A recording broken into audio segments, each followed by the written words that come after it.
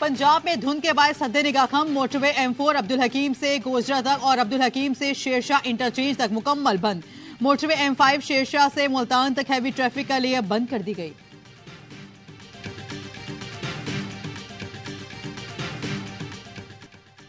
अफगानिस्तान में तालिबान हुकूमत आने के बाद पाकिस्तान में दहशतगर्दी बढ़ी। दहशतगर्द हमारे हवाले करें। पाकिस्तान या TTP अफगान हुकूमत किसी एक को चुनने। निगरान वज़ीर आज़म ने तालिबान हुकूमत को ऑप्शन दे दिए। कहा पाकिस्तान और अफगानिस्तान दो अलग अलग मुल्क हैं, जो इन्हें एक समझता है वो चला जाए। साफियों से गुफ्तगू। कहा अफगान अबूरी हुकूमत आने के बाद पाकिस्तान में दहशतगर्दी 60% बढ़ी। 2000 पाकिस्तानी शहीद हुए। पाकिस्तान ने हमलों की मालूमात अफगानिस्तान को दी, लेकिन अफगान अबूरी हुकूमत ने कोई ठोस कदम नहीं उठाया। बदअमनी फैलाने में बड़ा किरदार गैर कानूनी तारकिन वतन का भी है। कालेदम तहरीक तालिबान पाकिस्तान के खिलाफ कार्रवाई और इनके ठिकानों को खत्म किया जाए। पूरे अफगानिस्तान में छोड़ा असलहा ब्लैक मार्केट में फरोख्त होने के सबूत हैं। एक असलहा अब तो मशरिक वस्ता तक जा रहा है।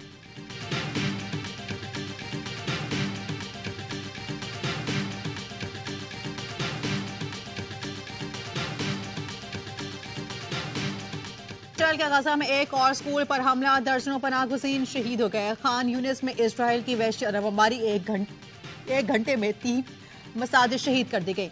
7 अक्टूबर से अब तक शहदा की तादाद 10,569 हो गई। ईंधन ना मिलने के बायस एम्बुलेंसेस बंद। गजा के शहरी शहदा की लाशें बिलडोज करने के जरिए मुंतकिल करने पर मजबूर।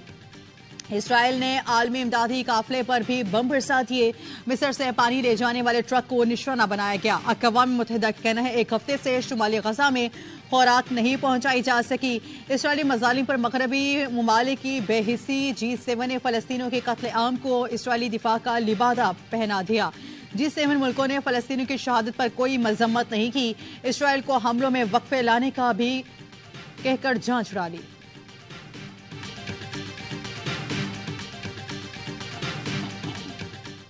फ़लस्तीन के बहादुर सपूत गजा के दिफा के लिए इसराइली फोर्सेस ने बरसरे पैकार गली कूचों में दू बदू लड़ाई जारी। अल-क़िस्साम ब्रिगेड के मुजाहिदीन ने रॉकेट मारकर गाड़ी में छुपे सहूनी फौजी मार दिए। अल-क़िस्साम ब्रिगेड के तर्जुमान अबू उबैदा ने एक और वीडियो जारी कर दी। कहा कि उनके पास 136 इसराइली टैंक और आर्म फौजी गाड़ियों के तबाह करने की वीडियो भी मौजूद है। कोर्ट्स की जो बंदिश है ये बुलवाइयों इंतशारियों की सहूलत का बाइस बन सकता है। क्या आप शोहदा के खून के साथ मजाक कर रहे हैं? उन सबका खून हम रायगा जाने नहीं देंगे। मिलिट्री फोर्स को दोबारा बहाल किया जाए। 10 बस्ता अपील करता हूँ 2ND को बहाल किया जाए ताकि दहशतगर्द फिर कोलोबर्शन की तरह दहशतगर्दी नहीं करे। फौजी अदालतों को फौरी बहाल किया जाए। शोहदा के लवाहिकीन का मुतालिबा। फैसले पर नजरसानी के लिए सुप्रीम कोर्ट से रुजू का ऐलान। कहा अदालती फैसलों से हमारे जख्मों पर नमक पाशी न की जाए। फौजी अदालतों की बंदिश का फैसला बलवाइयों की सहूलत का बायस बन सकता है। दहशतगर्दों को कोई रियायत नहीं मिलनी चाहिए। जमाल रईसानी बोले मेरे वालिद की शहादत में कुलभूषण यादव के नेटवर्क का हाथ था। मिलिट्री कोर्ट्स की बंदिश के फैसले पर नजरसानी की जाए। किसी को शोहदा के खून से खेलने की इजाजत नहीं देंगे। लवाहिकीन का कहना था बौलान में हमारे मजदूरों को दहशतगर्दों ने टारगेट किया। 12 रबीउल अव्वल जुलूस में हमारे 80 से ज्यादा लोग शहीद हुए। हम अपने शोहदा का लहू किसके हाथ पर तलाश करें। पूरे मुल्क में एहतजाज करने जा रहे हैं। ये जंग गलियों और सड़कों पर लड़ेंगे। शोहदा फाउंडेशन ने कुलभूषण के तनाजुर में ऑफिशियल सीक्रेट एक्ट बहाल करने का भी मुतालिबा किया।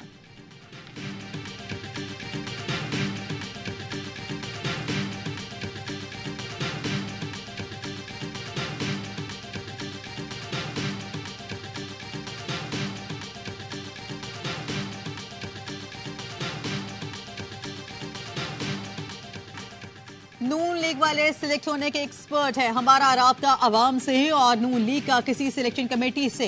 Chairman Peoples Party Bilawal Bhutto की नून लीग पर खुलकर तनकीद। कहा नून लीग का वोट को इज्जत और बयानियत तब्दील होने के बाद साथ चलना मुश्किल है।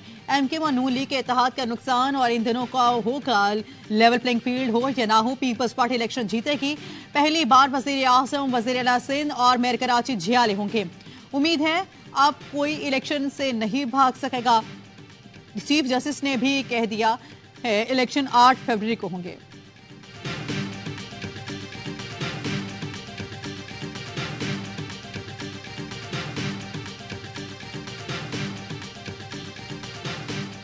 3-3, 4-4 महीने की आप एक्सटेंशन ले रहे होते हैं, तो फिर ये कोशिश करते हैं कि जी अपनी चीजें ना दूसरों पे डल जाए। सेंट्रल कॉन्ट्रैक्ट वाला मसला है ना, जून से लेके 9वें महीने तक इनका मसला हल नहीं हो रहा था, हल करवा दिया, तो बाद में आप मेरे पे ही आप इल्जाम लगा रहे हो। पाकिस्तान क्रिकेट बोर्ड ने इंजमामुल हक का इस्तीफा मंजूर कर लिया। इंजमामुल हक ने चीफ सेलेक्टर के ओहदे से 30 अक्टूबर को इस्तीफा दिया था। इंजमामुल हक की टीवी शो में बयानात पर बोर्ड से इस्तीफा मंजूर किया। Director media PCB Alia Rashid का कहना था, इंजमाम के खिलाफ तहकीकात जारी हैं, शवाहिद इकट्ठे कर रहे हैं। शवाहिद इकट्ठे होते ही इंजमामुल हक को बुलाकर बात करेंगे। इंजमाम कॉन्ट्रैक्ट में है, मीडिया पर बयानबाजी नहीं कर सकते। साबिक चीफ सेलेक्टर ने कहा, शिवन पीसीबी खुद को बचाने की कोशिश कर रहे हैं। कई माह से सेंट्रल कॉन्ट्रैक्ट का मसला हल नहीं हो रहा था। मामला तय कराए तो मुझ पर ही इल्जाम लगा दिया गया। क्रिकेट बोर्ड ने हमें बुलाया, ना ही ईमेल का जवाब दिया।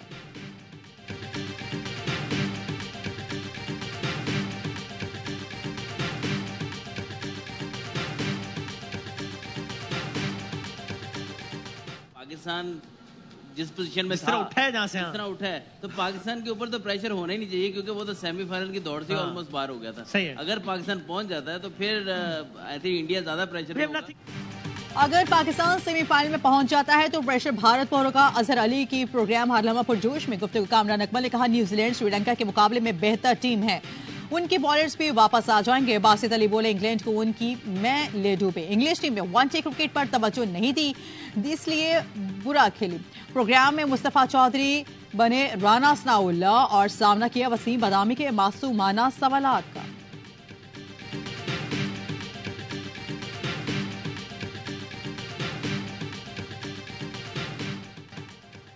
और मुसलमानों के लिए आज़ाद मुल्क का ख्वाब देखने वाले मुफक्किर पाकिस्तान और शायर मशरिक अल्लामा इकबाल का यौम विलादत आज मनाया जा रहा है।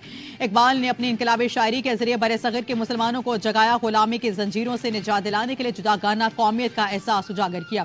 सियालकोट में अल्लामा इकबाल के जाए पैदाइश इकबाल मंजिल को बरकी कुमकुमों से सजा दिया गया।